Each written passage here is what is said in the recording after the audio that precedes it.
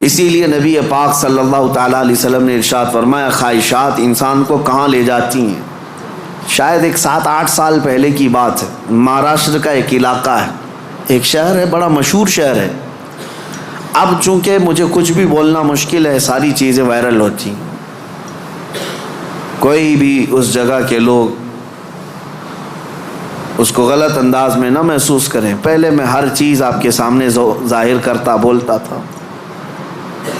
ایک شہر ہے، میں نے باضابطہ وہاں کی رپورٹ دیکھی تھی، آج بھی میرے ذہن میں وہ گونجتی ہے. 4 عورتیں، مسلمان عورتیں تھیں، قبرستان میں رات کے وقت جایا کرتی تھی. یہ بات تو لوگوں کو معلوم ہونے لگی. بعد میں کچھ لوگوں نے ان کا پیچھا کیا کہ آخر یہ کیوں جا رہی ہیں. تو ایک دن کچھ لوگوں نے جا کر کے دیکھا تو قبر کو کھود کر کے اس کے اندر اترتی ہیں اور پورے کپڑے اتارتی ہیں، ننگی ہو کر اپنا پخانہ ایک دوسرے کا کھاتی ہیں. نعوذ باللہ من ذالک. یہ کتنا گھناؤنا عمل ہے، بولنے میں 1000 بار شرم آئے. کیوں؟ یہ پکڑا گیا اور پوچھا گیا آخر کوئی جانور بھی تو نہیں کرتا ایسا.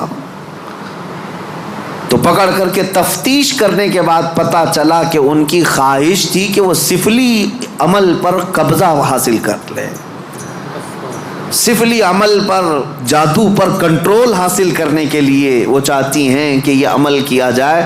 ان کو کسی بابا نے بتایا جتنا یہ گندا عمل کرو گے اتنا تم پاورفل جادوگر بن سکتے ہو. یہ خواہشات ہیں، یہ خواہشات ہیں. تم صرف اور صرف لوگوں میں اپنا تھوڑا سا رتبہ بڑھانے کے لیے سحر، سفلی اور جادو کے طریقے کو اپنانے کی کوشش کرتے رہے اور وہ حاصل کرنے کے لیے کتنا گرے. اور ممبئی شہر کا ایک محلہ ہے، یہاں پر بھی یہ خبر میرے پاس جو آئی اس کے افراد آج بھی موجود ہیں. یہ خواہشات ہیں. ایک بابا کو سفلی عمل کے اندر مہارت حاصل کرنے کے لیے روزانہ بستر پر خنزیر کو ساتھ سلانا پڑتا ہے. یہ اس سے بڑا عذاب کیا ہے جو دنیا میں تو خود جھیل رہا ہے. لیکن میں اس کا دوسرا رخ یہ بتاتا ہوں کہ اگر خواہشات پر کنٹرول نہیں تو انسان جانور سے زیادہ ذلیل ہوتا ہے، بہت گرتا ہے. ایسے بھیانک کام اس سے صادر ہوتے ہیں جو ہمارے وہم و گمان میں بھی نہیں آتے، سوچ میں بھی نہیں آتے. یہ نفس کا گھوڑا بہت تیز دوڑتا ہے. اس کو عقل پر غالب آنے نہ دینا کبھی. ان خواہشات کو اپنے دل پر یا اپنی عقل پر غالب آنے ہرگز نہ دینا، ورنہ اتنے بھیانک کام یہ کروا جاتا ہے. اللہ اکبر، اللہ اکبر. مدینہ طیبہ کے متعلق امام غزالی رحمۃ اللہ علیہ نے لکھا ہے کہ ایک شخص ایسا تھا جو لوگوں کے دفن ہونے کے بعد قبر کھود کر کے ان کے کفن چراتا تھا اور پھر اس کو بازار میں بیچتا تھا. لیکن ایک بار اس نے ایک خاتون کے قبر کو کھودا اور کفن چرایا. اس کی نیت خراب ہوئی، مردے کے ساتھ اس نے بدکاری کیا. نعوذ باللہ من ذالک. میں یہ باتیں کیوں کہہ رہا ہوں؟ یہ گناہ ضرور ہیں، بولنے میں مجھے بھی جھجک تو آ رہی ہے. دیکھیں جھریاں آ رہی ہیں جسم کے اندر، رونگٹے کھڑے ہو رہے ہیں. لیکن صرف اس لیے بتا رہا ہوں کہ ہم ایک مردے کو دیکھ کر کے سسک جاتے ہیں، سہم جاتے ہیں کہ کسی کی موت پر انسان کا جسم بے قابو رہتا ہے، غمگین رہتا ہے.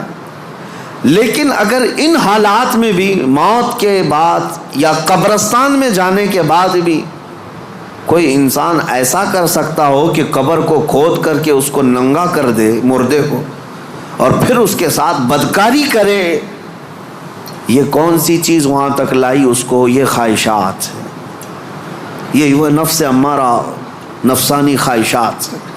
اسی لیے مولا علی کرم اللہ وجہہ الکریم نے فرمایا جس کی خواہشات، جس کا نفس اس کی عقل پر غالب آ گیا، زندگی بھر اس سے کوئی خیر صادر نہیں ہوگا، کوئی اچھا کام اس سے نہیں نکل پائے گا. اپنی عقل پر ان خواہشات کو غالب آنے ہرگز مت دینا. ہم نے دیکھا ہے یہ تمام معاملات تجربے کے طور پر. میں آج آپ کے سامنے یہ ذکر کر رہا ہوں کیونکہ آج علاج کا دن ہے. آج علاج کا دن ہے. ہمارے جو زخم لگے ہوئے ہیں ایک بار رحمان کو پکارو وہ سب زخم بھر جائیں گے.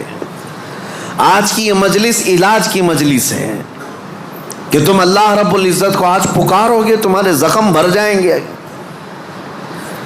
اور اسی لیے میں بارہا کہتا بھی ہوں ذکر کی مجالس میں شرکت کرو. یہ اتنا تمہیں پاورفل بنا دیں گے, اتنا پاورفل کہ گناہوں سے خود بخود تمہیں نفرت پیدا ہو جائے, خواہشات پر کنٹرول تمہارا خود کا حاصل ہو جائے. ورنہ میں چیلنج کے ساتھ کہتا ہوں جاؤ دنیا میں گھوم پھر کر کے آنا, بڑے سے بڑے ڈاکٹر کے پاس وزٹ کر کے آؤ, بڑے سے بڑے حکیم کے پاس جا کر کے آؤ, کسی بڑے سائیکسٹرسٹ کے پاس جا کر کے آؤ, نفس کے متعلق اس سے کوئی علاج لے کر کے آؤ کہ میرا کنٹرول نہیں ہے. آپ مجھے کوئی گولی دے دو, کوئی معجون دے دو, کوئی انجیکشن دے دو. ہو سکتا ہے تمہیں نیند کی گولی تو دے دے, ہو سکتا ہے تمہیں وہ مکمل ختم کرنے کی دوا تو دے دے, لیکن تمہارے کنٹرول, خواہشات کو کنٹرول کرنے کی کوئی دوا یہ نہیں دے سکتے. اس کا کنٹرولنگ پاور جس نے پیدا کیا وہی دے سکتا ہے. اسی لیے میں آپ کو بتاؤں اب تم اپنے نفس کے کنٹرول کے لیے کس سے مدد مانگو گے, کس سے مدد مانگو گے؟ سنو توجہ سے. اعوذ باللہ من الشیطان الرجیم پڑھتے ہیں آپ. اعوذ باللہ من الشیطان الرجیم, جس کا مطلب کیا ہے؟ میں اللہ کی پناہ مانگتا ہوں شیطان مردود سے, کہ اللہ مجھے بچا لے. کس سے؟ شیطان مردود سے مجھے بچا لے. یا آپ کس سے پناہ مانگ رہے, کس کی بارگاہ میں پناہ مانگ رہے ہیں؟ اللہ کی بارگاہ میں, کہ مولا تو مجھے پناہ دے دے. اس کے متعلق حکیم احمد یار خان نعیمی رحمۃ اللہ علیہ فرماتے ہیں, اس کی مثال یوں سمجھو جیسے کسی کے ہاں آپ ملنے کے لیے گئے, اس نے گھر کے باہر کتا پال رکھا ہو حفاظت کے لیے یا کسی کام کے لیے,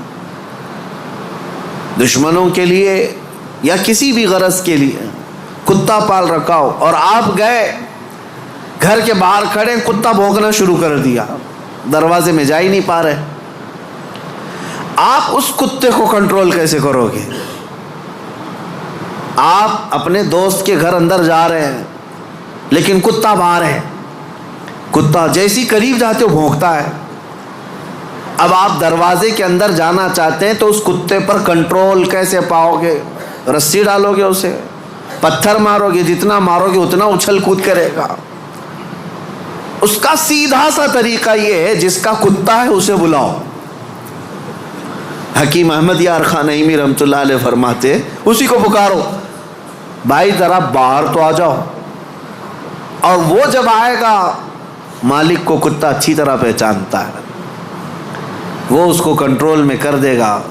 اس کو تھوڑا سا اپنی آواز میں ہٹا دے, سائڈ میں کتا ہٹ جائے گا, دروازہ کھلا ہے آ جاؤ. دوست اپنے دوست سے ملاقات کر لے گا, لیکن اس بیچ والے کتے کے کنٹرولنگ کے لیے کتے کے مالک کو ہی پکارنا ہوگا. اسی لیے حکیم احمد یار خان نعیمی رحمۃ اللہ علیہ فرماتے ہیں نفس ایک کتا ہے جو تمہیں تمہارے رب کے دروازے پر جانے سے پہلے بھونکتا ہے, دروازے میں کھڑا ہو جاتا ہے, نہیں جانا مسجد, نہیں جانا اس ذکر پر, نہیں جانا ان محافل میں. اس کتے پر کنٹرولنگ کیسے حاصل ہوگا؟ فرمایا گیا اسی لیے تم اس کتے کے مالک رب ذوالجلال کو ہی پکارو. پیدا تو اسی نے کیا ہے, رب تبارک و تعالیٰ نے پیدا کیا ہے, اور وہی تمہیں اس پر قبضہ بھی دے گا. اسی کے متعلق فرمایا گیا اللہ نے پہلے ہی قرآن پڑھنے سے پہلے حکم کیا دیا, یہ پڑھو اعوذ باللہ من الشیطان الرجیم, میں اللہ کی پناہ مانگتا ہوں شیطان مردود سے. آج ہم اسی لیے اس مسجد میں آئے بھی ہیں. میں نے نفس کے متعلق جو باتیں ذکر کی, یقیناً نفس نے بہتوں کو اندھا کر دیا, بہتوں کو برباد کیا, بہتوں کو گمراہ کیا, کئی کو کافر کیا. جو کفار و مشرکین ہیں نا، وہ صرف نفس کی سنتے ہیں، اگر حقیقت میں وہ تمام مشاہد اور مناظر میرے رب ذوالجلال کی قدرت کے نفس کو چھوڑ کر کے دیکھتے تو ایمان ضرور لاتے، ایمان ضرور لاتے۔ وہ نفس کی پیروی کر رہے ہیں اور نفس کی خواہشات لوگوں کو کافر بنائے رکھی ہے، وہ نہیں آ پاتے اس طرف۔ اب میں بات کو سمیٹتے ہوئے اس بارگاہ میں لے چلتا ہوں جس مصطفیٰ کریم نے نفس سے بچنے کے لیے اپنے صحابہ کی تربیت کیسے کی تھی۔ یقیناً وہ ماحول کو ہم دیکھتے ہیں، روح تڑپ جاتی ہے۔ سیدنا ابو بکر صدیق رضی اللہ تعالیٰ، اللہ اکبر، وقت کے خلیفہ ہیں، حضور پاک صلی اللہ علیہ وسلم کے بعد خلافت کے تخت پر، لیکن اپنے نفس کے خلاف کرنے کے لیے، خواہشات کے خلاف جانے کے لیے، کھانے پر کنٹرول، سونے پر کنٹرول، ہر چیز پر کنٹرول۔ اتنی غربت کا ماحول تھا کہ سارے صحابہ نے بیٹھ کر کے مشورہ کیا کہ خلیفہ کا کوئی وظیفہ جاری کریں، تنخواہ، ورنہ وہ بھوکے رہ جائیں گے۔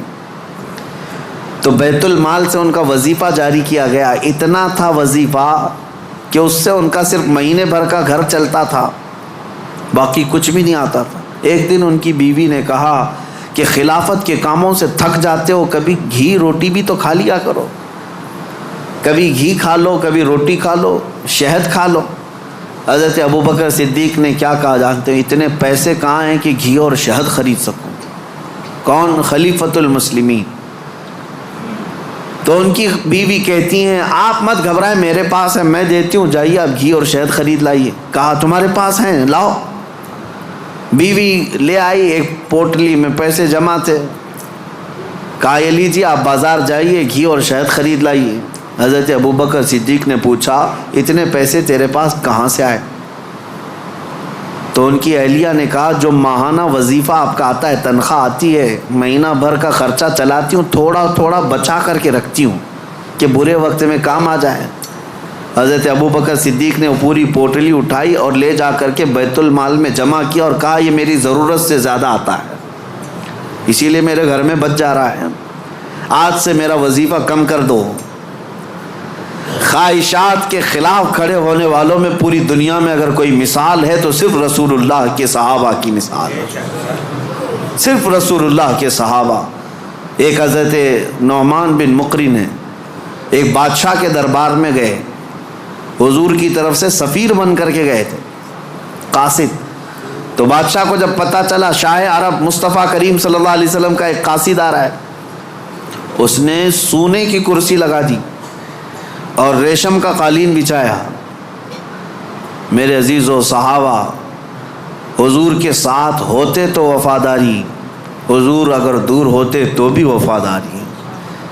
اس مجمع میں گئے جہاں پورے کے پورے اغیار ہیں، کوئی مسلمان نہیں تھا، تو اپنی تلوار سے وہ قالین پھاڑتے ہوئے چلے گئے، ہٹا دیا، اور کرسی جو سونے کی تھی اس کو پاؤں سے مار کر گرا دیا، کہا میرے لیے عام سی کرسی لاؤ۔ تو بادشاہ کہنے لگا اب تک میں نے اتنا شاندار رسپیکٹ استقبال کسی کا نہیں کیا جتنا ان کا کیا، کتنا غرور ہے تمہیں، کتنا تکبر ہے۔ حضرت نعمان نے کہا غرور و تکبر ہم میں نہیں تم میں ہے، غرور و تکبر کی وجہ سے نہیں۔ میرے مصطفیٰ کریم صلی اللہ علیہ وسلم نے فرمایا ریشم کا استعمال مرد کے لیے حرام ہے، سونے کا استعمال مرد کے لیے حرام ہے، اور جو میرے مصطفیٰ نے حرام فرمایا پوری دنیا میرے پاس لا کر رکھو، میں ٹھوکر ماروں گا۔ یہ ہے خواہشات کے خلاف کھڑا ہونا، ورنہ ہوتا کیا ہے، دنیا نہیں دیکھ رہی، ہمارا ماحول نہیں ہے، چلو کمپرومائز کر لو، آج یہاں مل رہا ہے۔ کچھ لوگ تو یہی سوچ کر کے ایسی محفلوں میں جا کر بیٹھتے ہیں جن محفلوں میں بیٹھنا ایک غلام رسول کو کبھی زیب نہیں دیتا۔ شرابیوں کی محفل میں بیٹھ گئے، کبابیوں کی محفل میں بیٹھ گئے، تمہارا کام نہ اصلاح کا ہے نہ تبلیغ کا ہے، پھر بھی جا کر کے ایساؤں کے درمیان بیٹھ گئے۔ کیوں؟ کوئی دیکھ تھوڑی نہ رہا ہے، کوئی دیکھ تھوڑی نہ رہا ہے۔ اور کبھی کن کفار و مشرکین کے بیچوں بیچ بیٹھ گئے گپیں لگاتے ہوئے، اور پھر یہ سوچتے کوئی دیکھ تھوڑی نہ رہا ہے، بیٹھا تو بیٹھا لیکن ان کی حرکتیں بھی کرنے لگ گئے۔ ایک صاحب، اور ویسے تو بہت سارے ہیں، خواہشات ان کو کہاں تک لے جاتی ہے، خاص طور پر نیتا گیری کرنے کے وقت سب بھول جاتے ہیں دین کیا ہے، اسلام کیا ہے، میرے مصطفیٰ کی تعلیمات کیا ہیں۔ چند لوگوں کو راضی کرنے کے لیے اور ایک کرسی کی خواہش کے لیے کسی بھی مورتی کے سامنے ناریل بھی چڑھا دیں گے، حکم بھی لگا دیں گے، سب کر لیں گے، اور پھر وہ یہ سوچتے ہیں تھوڑا سا کر لینے سے کیا ہوگا۔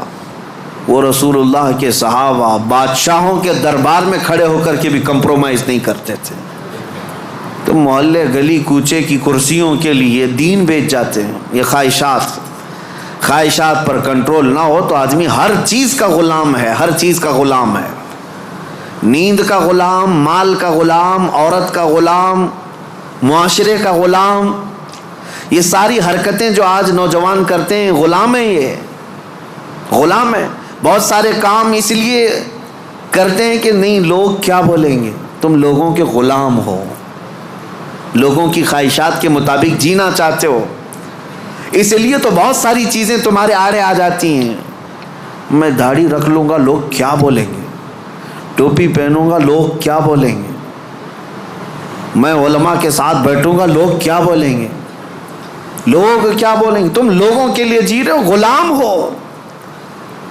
کئی ایسے ہیں جن کی غلامی کبھی ختم نہیں ہوتی، تم اللہ اس کے رسول کے لیے جیو، ان خواہشات سے باہر نکل آؤ، ان خواہشات سے باہر نکل آؤ۔ عزیزان گرامی وقار، ان خواہشات کو ختم کرنے کے لیے اگر کوئی سب سے پاورفل علاج ہے تو وہی میں نے کہا اللہ کا ذکر ہے۔ اللہ کا ذکر، قرآن کہتا الا بذکر اللہ تطمئن القلوب، آگاہ ہو جاؤ اللہ کے ذکر سے دلوں کو سکون ملتا ہے۔ یہ میرا رب قرآن میں فرماتا ہے، اللہ کے ذکر سے دلوں کو سکون ملتا ہے۔ عزیزان گرامی وقار، زیادہ دنوں تک اپنے دل کو آوارہ مت رکھو، اپنے جسم کو آوارہ مت رکھو۔ مسجدوں میں آ جایا کرو، جمعہ میں بھی اس وقت تم پہنچتے ہو جب رکعت باندھ رہے ہوتے امام، تھوڑی دیر پہلے آ جایا کرو مسجدوں میں۔ خطبہ عربی میں سنتے ہیں تو دل پر وہ بات لگتی جاتی ہے، اگرچہ تمہیں سمجھ میں نہیں آتی لیکن میل دھلتا جاتا ہے۔ جمعہ میں بھی تاخیر سے آتے ہو اور پھر سلام پھیرنے کے بعد بھاگ جاتے ہو، تھوڑی دیر کھڑے ہو جاؤ، میرے مصطفیٰ کی بارگاہ میں سلام تو پیش کر لو۔ جب کھڑے ہو جاؤ گے سلام کے لیے، یقیناً رسول اللہ تمہیں تمہارے باپ کے نام سے پہچانتے ہیں، تمہاری طرف سے سلام آ رہا ہے تو کیا میرے مصطفیٰ جواب نہیں دیں گے؟ ادھر سے اگر جواب آیا تمہارے سلام کا تو یقیناً تمہارے دل کی صفائی ہے اس میں۔ ان محفلوں سے کب تک تم بھاگتے رہو گے؟ مسجدوں میں کبھی وقت سے پہلے آ جاؤ۔ حضور پاک صلی اللہ علیہ وسلم نے ایک چیز بیان فرمائی، وہ میں آپ کے سامنے رکھتا ہوں۔ منافق اور مومن کی پہچاننے کا طریقہ کیا ہے؟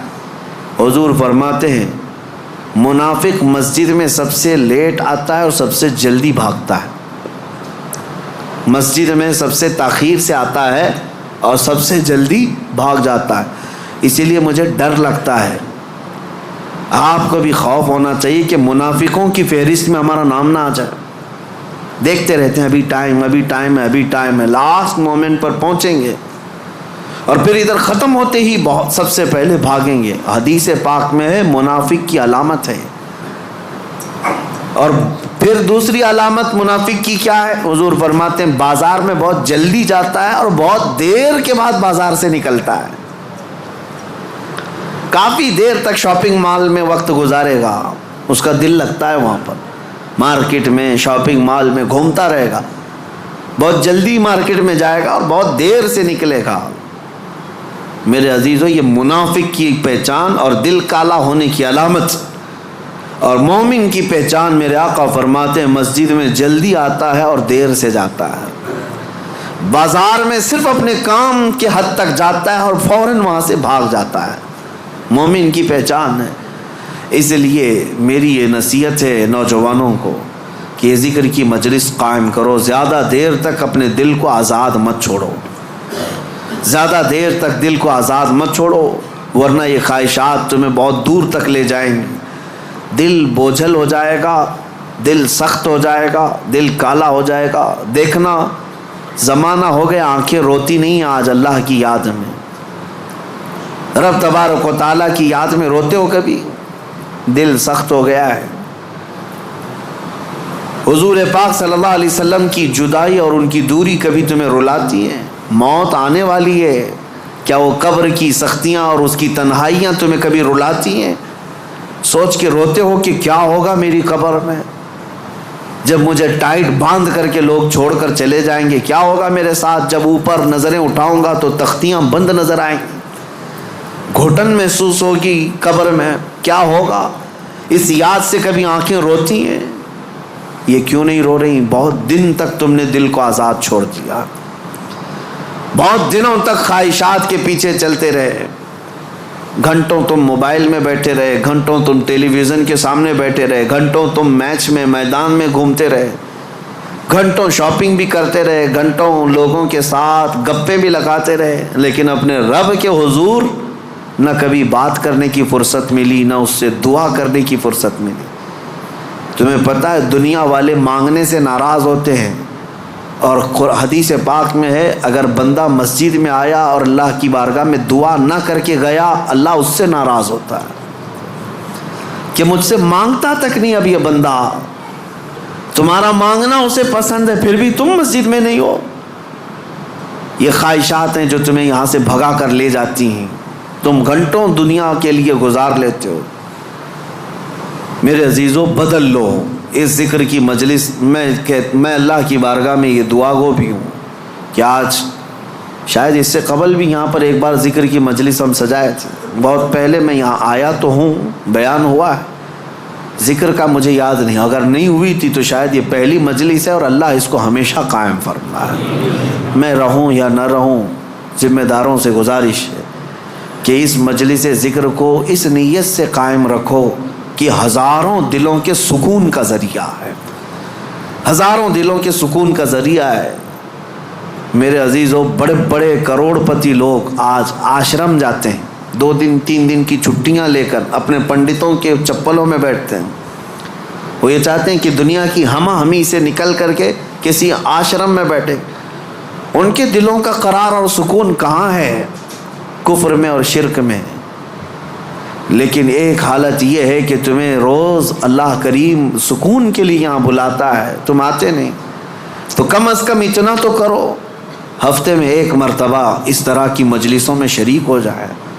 دنیا کو ایک طرف رکھیں گے، مصروفیات روز ہیں، کام کاج روز ہیں، رشتہ داروں سے ملنا روز ہے، میٹنگیں چلتی رہیں گی، کبھی ختم نہیں ہوتی، لیکن کبھی تو ایک دن سٹاپ کر کے یہ سوچیں کہ آج میرے رب سے ملاقات کی رات ہے، آج کا یہ ٹائم صرف اور صرف میرے رحمان خدا سے بات کرنے کا وقت ہے۔ اس لیے تو ان مجلسوں میں آ جایا کرو۔ ایک وقت آئے گا کہ جب تمہاری آنکھوں میں نور اور دل میں سرور ضرور داخل ہوگا، اس طرف آپ توجہ ضرور دیں، ورنہ آزاد چھوڑے رہیں گے تو یہ آزاد گھوڑا ہر میدان میں دوڑائے گا، نفس کا گھوڑا ہر میدان میں دوڑائے گا۔ اس کو اتنا آزاد نہ رکھو، اس کو لگام دو، اور اس کے لگام کی رسی میرے مصطفیٰ کے قدموں میں ڈال کر رکھو کہ نفس کو اب جہاں جانا ہے۔ اب آپ سوچ سکتے ہیں رسول اللہ جو سید الانبیاء ہیں، سارے نبیوں کے سردار، وہ دعا کرتے تھے، کیا دعا کرتے تھے؟ اللہم لا تکلنی الی نفسی طرفۃ عین، اے اللہ میرے نفس کو میرے حوالے 1 منٹ کے لیے بھی مت دینا، تو اپنی حفاظت میں رکھ۔ رسول اللہ کا کون سا نفس تھا؟ میرے آقا کا کہاں کیسا نفس ہے؟ کیا کبھی آپ نے حدیث میں کسی روایت میں سنا کہ حضور نے نفس کی یا خواہشات کی پیروی کی؟ کبھی نہیں میرے عزیز۔ جو پتھر کا تکیہ رکھنے والے، چھال کے بستر پر سونے والے، پیٹ پر پتھر باندھنے والے رسول، کیا کبھی نفس کی غلامی کی؟ نہیں۔ اس کے باوجود اللہ کی بارگاہ میں دعا یہ کرتے تھے، مولا میرے نفس کو میرے حوالے مت کرنا 1 منٹ کے لیے بھی، پلک جھپکنے کے برابر بھی، تو اپنی حفاظت میں رکھ۔ اور ہم جیسوں کو کیا کہنا چاہیے؟ اگر ہم اپنے نفس کی حفاظت اللہ کے حوالے نہ کریں تب تو یہ اتنی تباہی مچائے گا، اتنی تباہی مچائے گا، سوچ بھی نہیں سکتے۔ آؤ آج ذکر کی مجلس ہے، ہم اپنے نفس کو، اپنی خواہشات کو رحمان کے حوالے کرتے ہیں اور عہد کرتے ہیں دل میں کہ مولا میں آج توبہ کے لیے آیا ہوں، توبہ کے لیے آیا ہوں. مجھے ایک محفل یاد ہے، ایک بندہ جو کافی دنوں تک کئی الگ الگ قسم کے کاموں میں مصروف تھا. ہماری ذکر کی مجلس شروع ہوئی، ذکر کی مجلس میں آیا، اور ذکر کی مجلس میں جب پہلے ہمارے ہاں بدھ کے دن ذکر ہوتا اور جمعرات کو روزہ رکھتے، اتفاق ایسا ہوا کہ ابھی نیا نیا ذکر میں آ کر توبہ کیا تھا، 2 دنوں کے بعد انتقال ہو گیا. لیکن اس بات کی خوشی تھی کہ لوگ یہ کہتے کہ زندگی میں اتنی برائیاں، بہت ساری چیزیں ہم نے دیکھی تھی، سوچتے تھے کہ کبھی یہ نہیں سدھرے گا، بہت بے حیا ہو گیا ہے. لیکن یہ کس کو معلوم تھا کہ اس کی موت کو ابھی 4 دن بچے ہیں، اس سے پہلے وہ ذکر کی مجلس میں آیا ہے اور توبہ کر کے اب رب تعالیٰ کے حضور جانا چاہتا ہے. یہ میرے مولا کا کتنا بڑا احسان ہے، اور ہم میں سے کسی کو نہیں معلوم ہماری زندگی کی آخری شام کب آنے والی ہے. ہم میں سے کسی کو نہیں معلوم کہ کل کا سورج ہمیں دیکھنا بھی ہے یا نہیں ہے. کاش رب تبارک و تعالی ہم غلاموں کے ساتھ بھی یہ احسان کرے کہ جب موت قریب آنے والی ہو وہ اپنی مجلس ذکر کا ہمیں مشتاق بناتے ہیں، اور ذکر زبانوں پر جاری رہے اور روح ہماری نکلتی رہے. جس کی دی ہوئی روح تھی اسی کا نام لیتے ہوئے اسی کے دربار میں جائیں تو میرے عزیزو زندگی وصول ہو گئی، زندگی وصول ہو گئی. لیکن کچھ کو تو دیکھا گیا برسوں نماز پڑھتے رہے، شیطان غالب آیا، نفس غالب آیا اور ایسی بے حیائیوں میں لگ گئے اور گناہوں پر ان کی موت آئی. یہ بھی ہے، میرے آقا نے فرمایا تقدیر کا لکھا غالب آ جاتا ہے. آخر وقت کس کا کس طرح سے آتا ہے پتہ نہیں. لگے رہو ان مجلسوں سے اور اپنے دل کو صاف کرنے میں لگے رہو. نبی پاک صلی اللہ علیہ وسلم کی بارگاہ میں عریضہ پیش کرتا ہوں، یا رسول اللہ تو جو چاہے تو میل میرے دل کے دھلے، حبیبی آقائی مولائی ملجائی، تو جو چاہے تو میل میرے دل کے دھلے، کہ خدا دل نہیں کرتا کبھی میلا تیرا. ایک میں کیا میرے عیسیاں کی حقیقت کتنی، مجھ سے 100 لاکھ کو کافی ہے اشارہ تیرا. ایک بار وہ مصطفیٰ اشارہ کر دیں میرے ایک کے گناہ کتنے ہوں گے، لاکھوں لوگوں کے گناہوں کو اللہ تعالیٰ معاف فرمائے گا. آؤ آج ذکر کی مجلس ہے، اسی رقت کے ساتھ اپنے دلوں کی حضوری کے ساتھ رب کی بارگاہ میں حاضر ہونے کے احساس کے ساتھ مجلس ذکر میں کھڑے ہوتے ہیں اور نہایت ہی ادب و احترام اور خلوص کے ساتھ مولا کریم کو مناتے ہیں تاکہ اس مسجد میں بھی برکتیں ہوں اور ہمارے دلوں میں بھی برکتیں داخل ہوں، ہمارے دلوں میں بھی برکتیں داخل ہوں. اور اس دل کو اتنا پاک کر لو کہ جیسے مسجد آج چمک رہی ہے تمہارا دل بھی اتنا چمکنے لگے. کیونکہ مولانا فرماتے ہیں، مولانا روم مثنوی شریف میں فرماتے ہیں کعبہ بنائے خلیل اطہر است، کعبہ بنائے خلیل اطہر است، وہ دل گزرگاہ رب جلیل است. خانہ کعبہ جتنا عظیم ہے نا، وہ کیوں؟ حضرت مولانا فرماتے ہیں وہ تو ابراہیم علیہ السلام کی بنائی ہوئی عمارت ہے، لیکن تمہارے سینے میں جو دل ہے وہ رحمان کا گھر ہے، وہ رب تعالیٰ کی گزرگاہ ہے. قلب المؤمن عرش اللہ، مومن کا دل اللہ کا عرش ہے، اللہ کا عرش ہے. تو اسے اتنا پاک کرو جتنا مسجد کو پاک کیا ہے، جتنا مسجد کو چمکایا ہے اتنا ہی اپنے دل کو چمکاؤ. اور یہ دل اگر چمکے گا تو ماربل سے نہیں، جھومر سے نہیں، دل چمکے گا تو صرف اللہ کے ذکر سے چمکے گا. جب بندہ لا الہ الا اللہ کی ضرب لگاتا ہے اس کا دل چمکنے لگ جاتا ہے، میل اترتا ہے اور چمک پیدا ہوتی ہے. اور دل جب روشن ہوتا ہے تو جانتے ہیں کیا ہوتا ہے، خواہشات تو گئی، نفس تو گیا ایک طرف. جب دل چمکتا ہے تو پھر ہوتا یہ ہے کہ سامنے جو بھی آتا ہے اس کے دل میں کیا چل رہا ہے تمہارے دل میں وہ خیالات اللہ ڈال دیتا ہے. کیسے؟ آئینے کی طرح. ایک آئینہ میں لے کر کے کھڑا ہوں، سامنے جو بھی آئے گا اس آئینے میں نظر آئے گا کہ نہیں آئے گا، لیکن وہی لوہا لے کر کھڑا رہوں کچھ نہیں پتا چلتا سامنے کون آیا ہے کون نہیں. دل جب زیادہ چمکتا ہے ذکر سے، جو بھی آئے جیسا بھی آئے اس کا سارا کچا چٹھا تمہارے دل پر چھپ جاتا ہے۔ اسی لیے کہا گیا نا کہ علماء کے سامنے زبان سنبھال کر بات کرو، اولیاء کے سامنے دل سنبھال کر کے بات کرو۔ کیوں؟ تمہارے دلوں کے اندر کے حالات بھی ان سے مخفی نہیں ہوتے، چھپتے نہیں۔ کیوں نہیں چھپتے؟ اس لیے کہ انہوں نے دلوں کو اتنا پاک کیا، اتنا چمکایا ہے، جو سامنے آتا ہے اس کے سارے اعضاء، اس کے دل کے حالات ان کے دل پر چمکنے لگتے ہیں۔ اور صرف چمک ہی نہیں، اور ایک اس کا فائدہ ہے، دل جب چمکتا ہے اور ایک فائدہ ہے۔ کیا فائدہ ہے؟ تم نظر تو آتے ہو، جب میں شیشہ لے کر کھڑا رہوں گا تم نظر تو آتے ہو، لیکن ایک اور فائدہ ہے، اگر سورج چمک رہا ہے اور شیشے پر سورج کی روشنی آ رہی ہے تو یہ روشنی سیدھے کہاں پڑے گی؟ تمہارے چہرے پر پڑے گی، اور تمہارا چہرہ کالا ہو کہ جیسا ہو، لیکن اس آئینے کی اور اس شیشے کی روشنی سے تمہارا چہرہ بھی چمکنے لگے گا۔ یہی اولیاء کی مثال ہے کہ ان کے دل شیشے کی مانند چمک رہے ہوتے ہیں، اور آفتاب رسالت میرے مصطفیٰ کا سورج ان کے دل پر چمک رہا ہوتا ہے، اس کی روشنی اولیاء کے دلوں پر آتی ہے، اور جو قریب آتا ہے اس کا چہرہ بھی اس سے چمک جاتا ہے۔ جو قریب آتا ہے اس کا دل بھی چمکتا ہے، چہرہ بھی چمکتا ہے۔ صحبت کا اثر اسی لیے زیادہ اثر کرتا ہے، ان لوگوں کی صحبت میں وقت گزارو جن کا دل چمکتا ہے۔